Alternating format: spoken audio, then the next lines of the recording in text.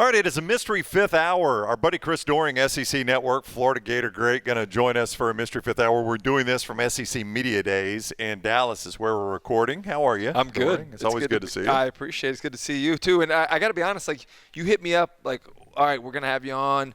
What non-football, non-sports topic can we talk about? I'm like, bro, that's all our show's about. Like, I don't want to talk about sports. I want to talk about pop culture. I want to do fun things. I know. That's what we're going to try to do here. We do it once a week, presented by McCurry Van & Car Rental.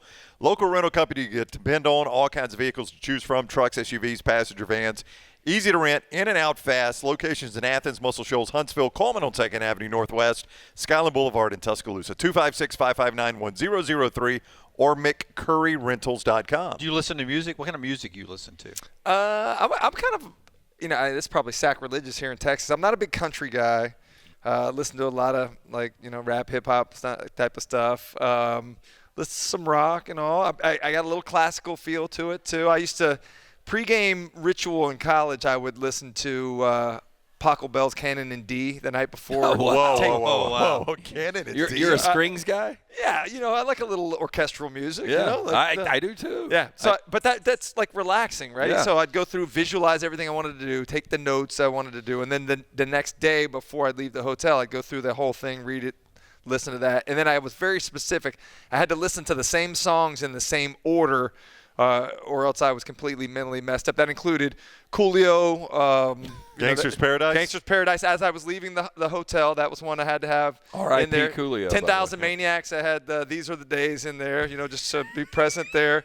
But I always had to come up to the stadium with Van Halen Right Now, and then the first two songs from OU812 as well. So that was kind of the order. And it wasn't like, hey, I got a playlist. It was like I have an old school Discman. That's what I was about to say. Yeah, no, I had to manually take one out, place it in there.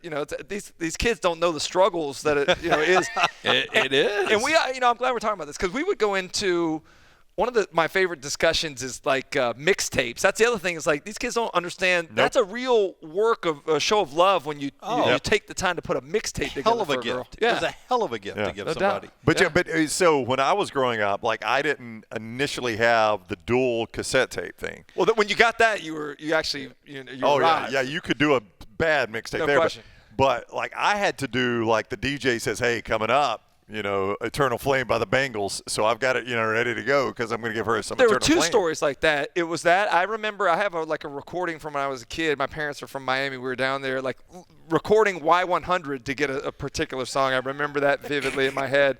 But also remember trying to record Michael Jackson's Thriller video. Like you'd have to be ready when that would come on MTV. At least they played it a lot. Expanded version. Yeah, that was awesome. When I think of MTV, I think of Dire Straits too. That was the other one. That one. Money for Nothing. Yeah. And Don't Come Around Here No More, Tom Petty was another one, that Alice in Wonderland kind of video. Yeah, were you one of those kids like me and my older brother, we would watch, even before the MTV days, night tracks on WTBS. We would stay up all night and watch videos.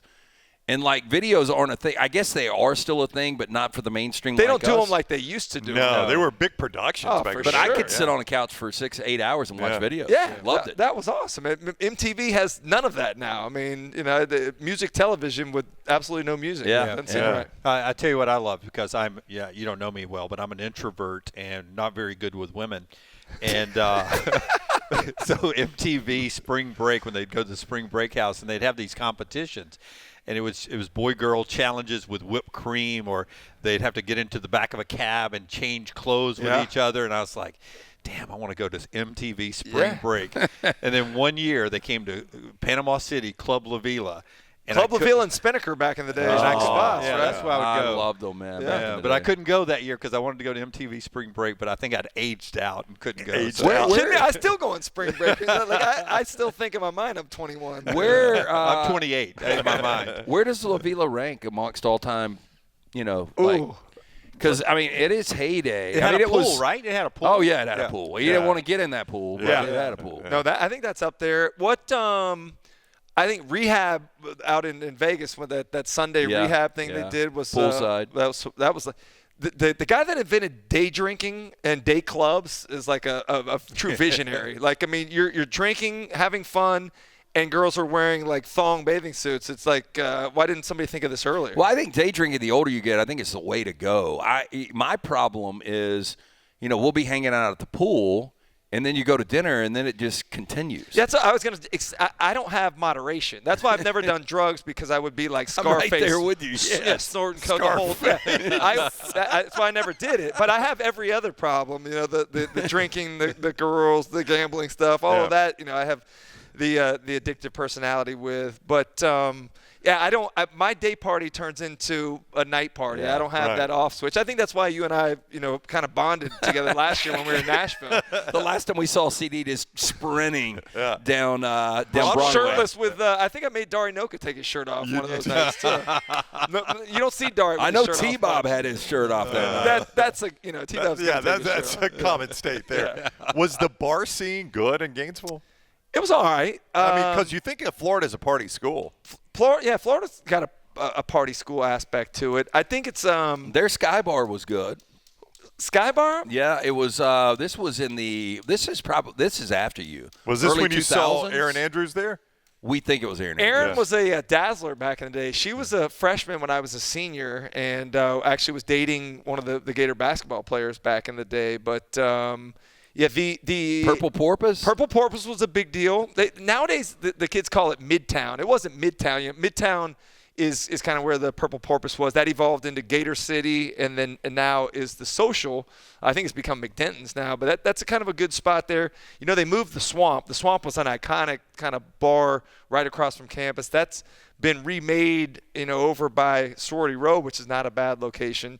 Not at all. Now, are you talking about like that rooftop, like Congo Craig's on top of Chaos back in the day? It was a rooftop, yeah. So one of the things that we would do when we were in school, particularly road games, I remember this, we'd land out at the Gainesville Regional Airport, come down Waldo Road, stop on the corner gas station, pick up a six-pack, pound those, and then go straight to Chaos, where they had the hot body contest on Saturday night after games, and they'd always run that until like almost 2:00 just to keep you there as long as you possibly could.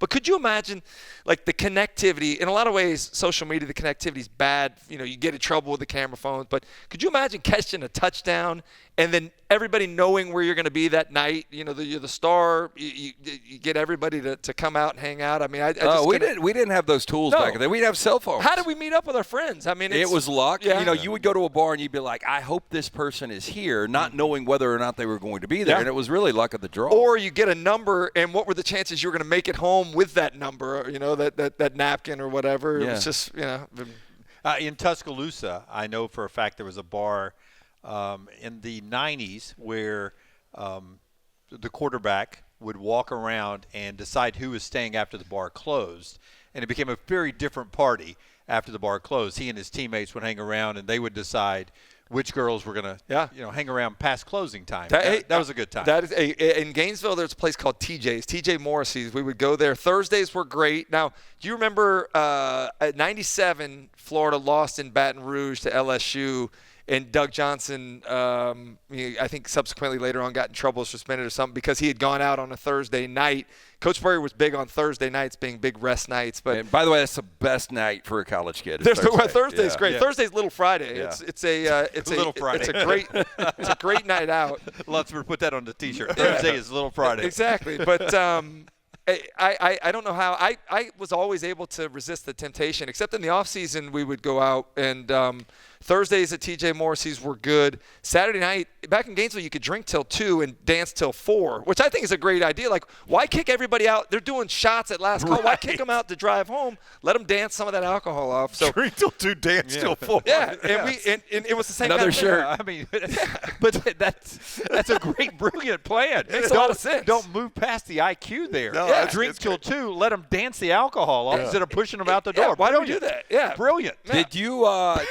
That's brilliant. I only went to Cafe Risque one time, and I was on the way to Gainesville. Okay. And I was with Me some too. buddies, and we pulled over, and they actually ate there, which was, just another world in itself. I walked in and walked out like we did the strip club in Dallas. They had some rough girls, but did you guys ever go to hold Cafe on. Risque? I got so much background to give you on this. First and foremost, when you grow up in Gainesville, that came like right towards when I was getting later in high school. And I was like, oh, my God, when I turn 18, I'm going to Cafe Risque. I can't wait to do it. and I did. And then it was in Gainesville on the Williston Road exit. Then they moved it down to Micanopy. And that's about 10 miles from Gainesville. So we'd be at night, we'd be like, nothing else going on. Like, hey, make the 10-mile trek? Yeah, let's go down. So we go down there. Later on, I ended up in my NFL days in the offseason playing in some golf tournaments, and I got hooked up with the owner of Cafe Risque, who became a great buddy of mine. We would have massive we'd be out. Isn't he dead now? He passed away. Yeah. Yes, he did. He passed away, but we would have some iconic matches where we're writing each other checks for $10,000 after the round or whatever. It was just some big time. I think one of my greatest sports memories ever on 18, and Noah Brendise, former quarterback of ours, would attest to this. I hit a shot from off the fairway. Birdies paid double, $5,000 hole. I hit sand wedge to about 2 feet and made the birdie, and ended up, I think I was down like a couple thousand, ended up winning like $7,500. But I think in terms of sports moments, it's a Kentucky catch and that birdie on 18. Kentucky catch. Those are two. But back to the cafe thing. So he became a good friend, and we had a little access. We could do things, that other people couldn't. We'd sometimes hang out there and maybe bring a cooler beer out back and be able to come in and out. There's no alcohol in there. Yeah. Yeah.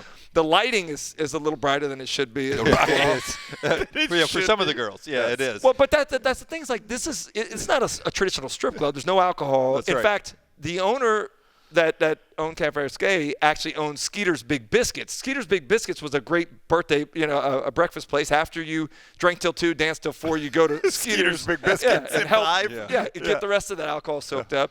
But they had the Skeeter's menu in Cafe Risque. So you go in there, you're having like eggs over medium, you're having the biscuits, the whole deal, and completely naked girls with like lights that are brighter than this. It was like a really odd combo. I know somebody asked me, what was it like? Because they'd seen the billboards. Great billboards. Great marketing, right? Great marketing. There's no question. Yeah, because I'd be like, God, this is a long drive back from the 500 or wherever I'd gone to a bowl game or something. Because it's 14 miles, 12 miles. I was like, we've got to stop at this place. And I told somebody, I said, it's Waffle House with naked women is what it was. That's exactly what it is. Yeah. It was fantastic. Yeah, very So odd. Lance is convinced. Well, I don't know if you're convinced, but that one time in Gainesville, you swear to this day that was Aaron Andrews. I think it was Aaron Andrews. In school then, right? She would have been in school then. I guess it was 1999. Would she have been in school in 99? So I was a senior in 95. I think she was a freshman. So The it may have math works. timed up around. Yeah. It was works. the Alabama 40-39 game. Okay. You remember that one?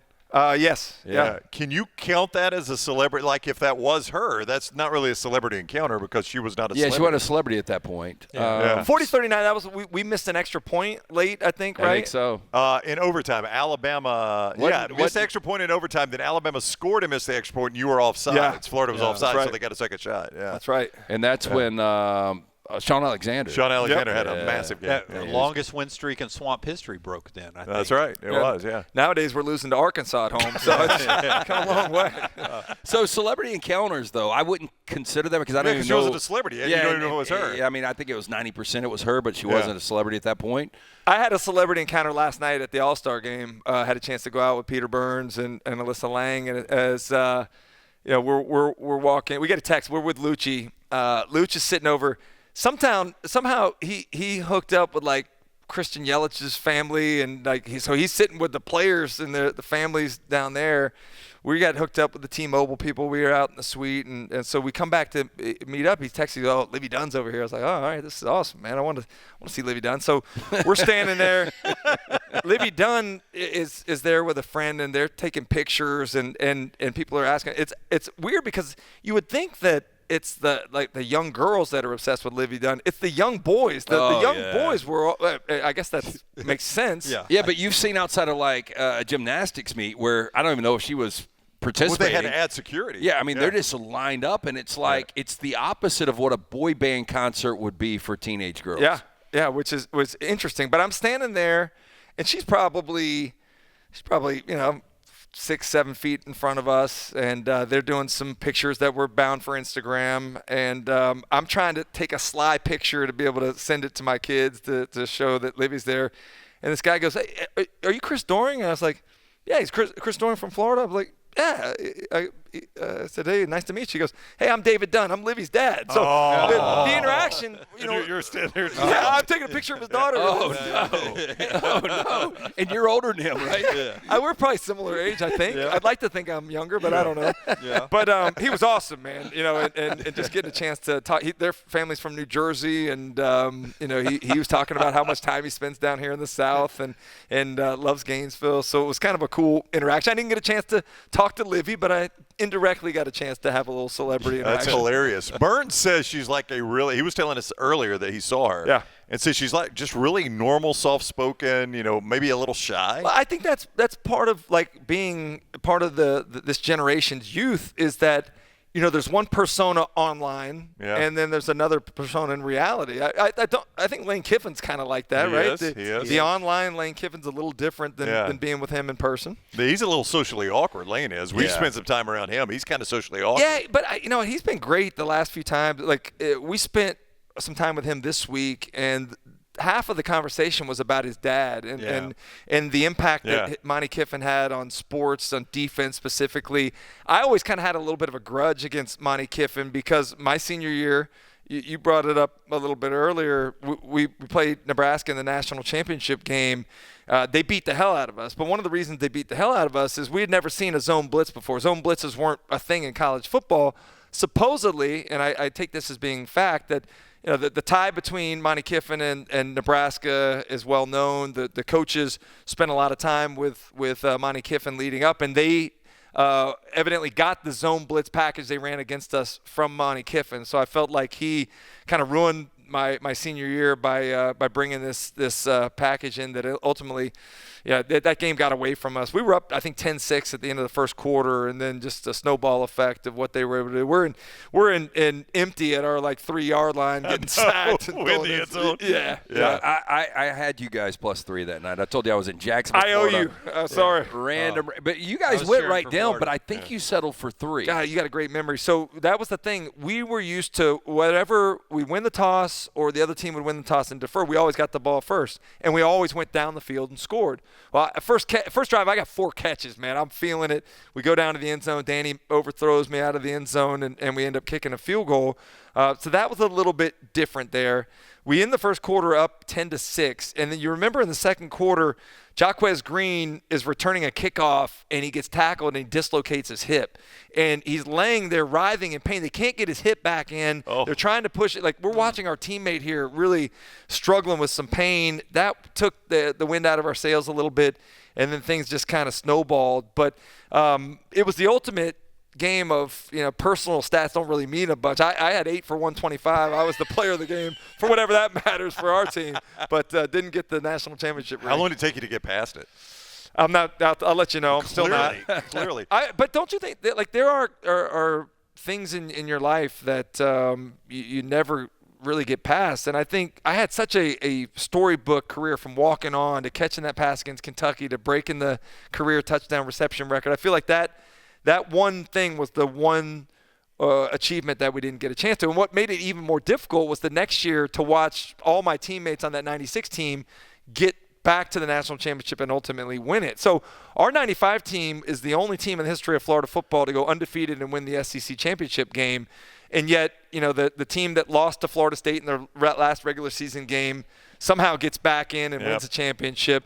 The other years, remember, Florida lost to Auburn on the road and somehow got in. And then, Tebow's team in 2008, they lose at home to an unranked Ole Miss team and ultimately win. People remember championships. They don't remember the great teams that that don't were win. close. Right? That's so weird that you keep mentioning the Kentucky game. The catch I remember most from you was against Bama in the '94 SEC championship game. Well, you guys are living in Alabama, so But that was a game winner in the SEC championship. It was. Because Stallings foolishly did not go for 2. Yeah. Dwayne Rudd returns the interception, makes it a 5-point game, and Stallings kicks. Yep. So they're up. They're up by 6, and you drive back down. You remember that was people think about Coach Spurrier, just being this creative guy that would do anything. Like, we had a number of trick plays on that drive. We had one play where Danny Werfel acts like he's hurt, limps off the field.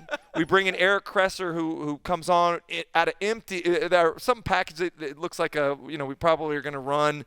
thinking, he throws a deep ball down the sideline to Sorolla Palmer. We catch that. We go Emery and Henry, which was our, tackle tight end out, three interior linemen, tackle tight end out, throwing the little lateral plays out there. And then we run a double pass. He throws it to me. I throw it to Aubrey Hill, catches it on the 3-yard line, and then we run we audible at the line. I catch the slant for the game winner. Yep. And, that was one that was pretty exciting. After the game, we were talking before the show segment here, the game that kind of tore my heart out as a kid was Buck Bellew to Lindsey Scott. Well, I as soon as the game's over with, the media hits the field, and this guy comes up, "Hey, Chris, I'm Buck Bellew." I was like, "Man, I fucking hated you as a kid." But it's kind of cool to be able to see some of these guys, whether protagonists or antagonists. That is fantastic. Yeah. I hated you. I still haven't gotten over that either. So, obviously grew up a huge Florida fan. Did you even take any other visits, or was it like Visits? Nobody offered me any visits. You were a walk-on. But you'd think at least I was a walk-on. Yeah. But, I didn't have any scholarship offers anywhere. I had no visits anywhere. I didn't, I took an unofficial, they offered me a preferred walk-on spot at Florida State, which I was thinking about taking because I felt like Florida didn't give me the due that I was deserved. I tell everybody I had the greatest senior year in the history of senior years. I was All-State in football, All-State in basketball, All-State in baseball. We won the state basketball tournament. I was MVP of the state basketball tournament, and I was Sky Masterson in the musical theater production of Guys and Dolls. I did it all, right? And Florida didn't recognize any of that, didn't give me a scholarship offer. Damn, what did your date to prom look like? She had to be smoke show. I was scared of girls back in the day, and I think I made up for that since then. But back then, I was like you. I was like I was in my. But I haven't gotten over it. I remember in my. I didn't hit the weights. That's what. If we're being honest, let's be honest. The only thing that motivates guys, the bottom line, is women. Why do you go to work to get money? Why do you get money to impress girls? Yep. Why do you dress nice to impress girls? Why do you play sports to impress girls? That was what I was doing in the backyard as a kid. 3, 2, 1, hitting the shot so the cheerleaders like me or whatever. I mean, that I was very shy and scared and kind of weird how things what changed. sport were you best at? Probably football. I was obsessed with football. I was pretty good shortstop as well. I played in basketball. I was a 5 low post back to the basket guy, which at 6'4" wasn't going to translate. But did you get drafted in baseball though? No. Damn, everybody's snubbing you. I know.